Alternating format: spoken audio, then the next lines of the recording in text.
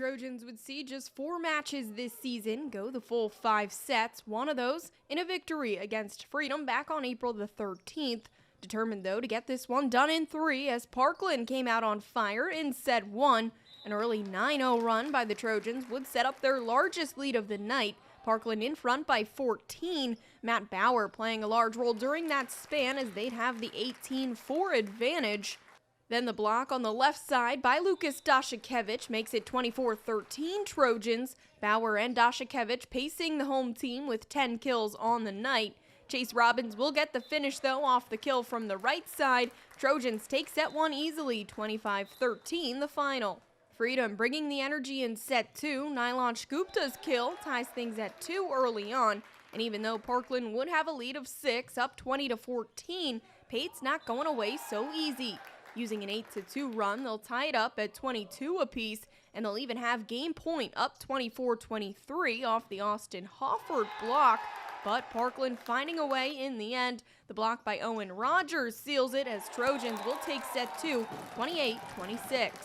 Even though Freedom would keep it close early in the third, Parkland using a 12-1 run midway through to extend its lead to as much as 13. Robbins would make it 24-13 Trojans as they will take it in 3 sets, winning the third 25-14. But we just really want to get a hot start to start our playoff run.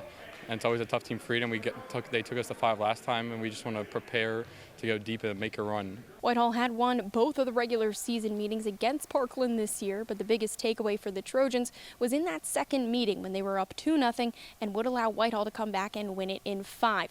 They would attribute that to a lack of energy, something that will be a major focus for Parkland headed into this third matchup. I think it's all about energy and our passing. If we keep our energy up, don't get down on ourselves when we make a mistake, and just keep on playing hard. Well, we definitely learned a lot, but I think we need to keep up because we won the first 2 during Whitehall our second time, and we kind of just slowed down, so we need to keep up the energy and everything. Volleyball is a very emotional sport, like anything else is, and when we played them at their place, it was a huge crowd. When we played them here, it was a big crowd. It's the league playoffs, so I'm expecting the playoff atmosphere to kind of settle in on both sides. There could be nerves on either side as well, and we gotta just get in and play our game, be communicating to each other, putting each other in good situations to score points and to make the runs that really were effective for us tonight. And with more on the 4-5 matchup between Emmaus and Easton, here's Courtney DuPont. Emmaus, looking to defend their EPC title, knew better than to take the 5th-seeded Rovers lightly after narrowly topping Easton twice during the regular season. And last night, the Rovers proved to be a worthy opponent once more. In the first set, Easton's Shane Harrington provided the kill that put the Rovers up 2-0, but Emmaus' libero Zach Boz recorded back-to-back aces to even the score.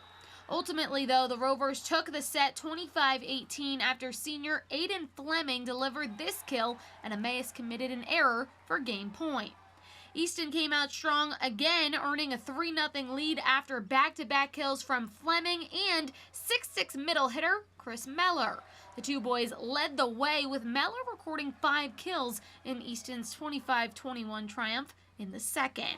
Down 2-0, the Green Hornets knew they had to dig deep, and that's exactly what they did. Emmaus firing on all cylinders, dominated the third set 25-11 with this block from Noah Parker serving as the final blow. Emmaus continued to rally, taking the 4th set 25-18 as well, and that meant Easton and Emmaus were tied at 2 sets apiece for the 3rd time this season.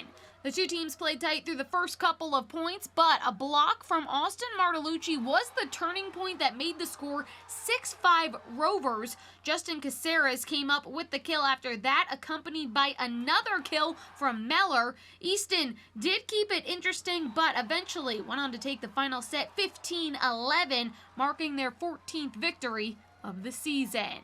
Yeah, we just, wanted to keep the crowd on their toes a little bit and, have a little fun, keep pounding the ball and getting the kills, and that's pretty much all we can do. Going into 5 and beating them felt amazing. A lot of the times we were just down mentally and down in the graves mentally, but just getting out of that is what we need to win most of the time.